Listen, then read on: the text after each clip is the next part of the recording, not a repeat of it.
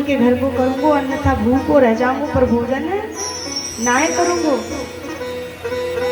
मैया बोली लाला आज 3 दिन हो गए, घर में अन्न का दाना नहीं है, अब तू बता कि मैं भोजन की व्यवस्था कहाँ से करके दूं। 3 दिन तो मुझे हो गए कि मैंने कुछ नहीं पायो। नाना मैया मोकू लाए पर तो कहीं से व्यवस्था कर, पर मोकू तो लाई के दे। लाला देख सुबह में मैं व्यवस्था कर दूंगी, आज को समय दे दे। ना मैया मैं तो आज ही लेके जाऊंगा, अब हाल बिल्कुल कन्हैया ने अब ही मंगायो है। वो मैया हृदय दुखित हो गया, आज कन्हैया ने हमारे घर के भोजन की कही और हम इतने निर्धन हैं कि घर में एक अन्न का दाना भी नहीं है।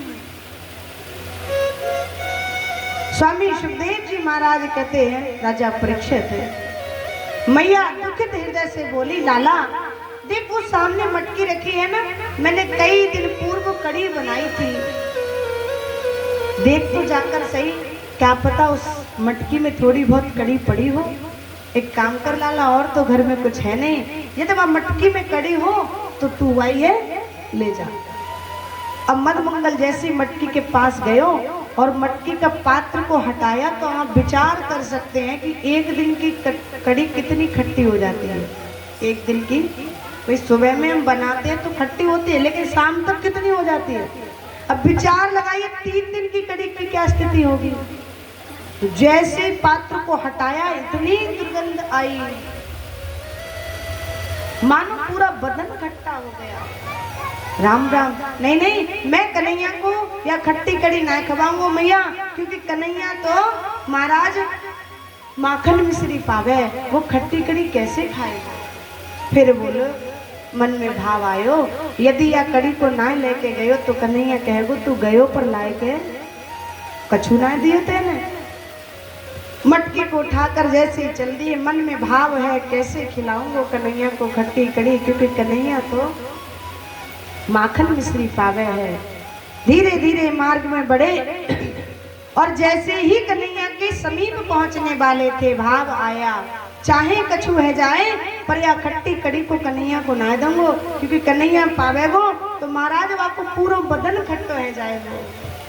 फिर भाव आया कि थोड़ी दूर पे कन्हैया है, यदि यह मटकी को फेंकूंगो तो आवाज होगी, सुन लेगो, यदि छुपाऊंगो तो कहेगो इतनी देर बाद आयो है, या को मतलब कछु ना कछु तो लेके आयो है, इतना चतुर है कि ढूंढ लेगो।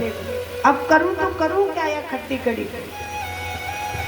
और महाराज तुरंत मदमंगल ने उस कड़ी का विचार किया, मैं ही पी लेता हूँ, मैं ही पी लूंगा, तो महाराज न कड़ी बचेगी और न कन्हैया पावे।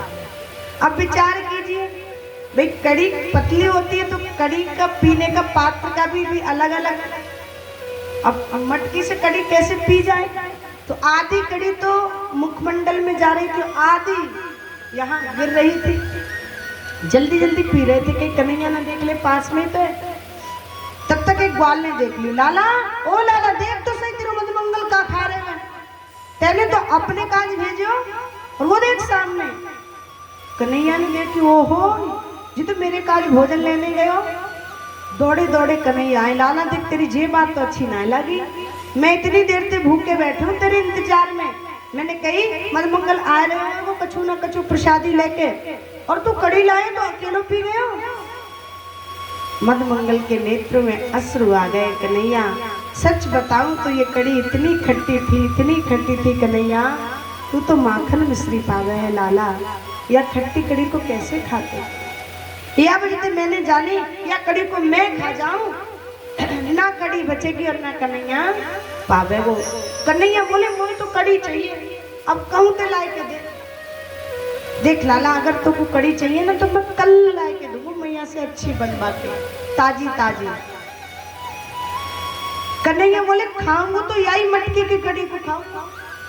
मदमंगल बोले लाला देख तो सही बाबरो है गए तू है, मटकी को पलट दिया, देख खाली है कि कड़ी नहीं बची तो कहाँ से पावे वो। कन्हैया बोले मेरे पेट भरवे के लाख तो अभी भी तेरे पास कड़ी है, और पास में बुलायो मदमंगल को, इधर आ मदमंगल। मदमंगल को पास में बुला करके जो मुखार बिंदु पर जो कड़ी लग गई थी ना, यहाँ गिर गई थी, भगवान कन्हैया उस कड़ी का पान करने लगे, चाटने लगे जी प्यास। इस प्रकार से गाय बछड़े को चाटती है, उस झूठी कड़ी को भगवान जब पाने लगे तो ये दृश्य जो था वो ब्रह्मा जी ऊपर से देख रहे थे। ग्वाल वालों के नेत्र सजल हो गए, कन्हैया तू कितनो प्रेम करे है लाला, मधुमंगल के मुखारविंद की झूठी कड़ी को पा रहे हो। ब्रह्मा जी ने देखा तो मोह हो गया, क्योंकि ब्रह्मा जी को लगा परमपिता परमेश्वर कड़ी के लिए कि ग्वाल के मुखारविंद की झूठी कड़ी को चाटता। नहीं नहीं, ये परमात्मा नहीं हो सकता, ये भगवान। क्या भगवान कड़ी का भूखा है? वो भी झूठी कड़ी खाएगा? फिर भाव आया, नहीं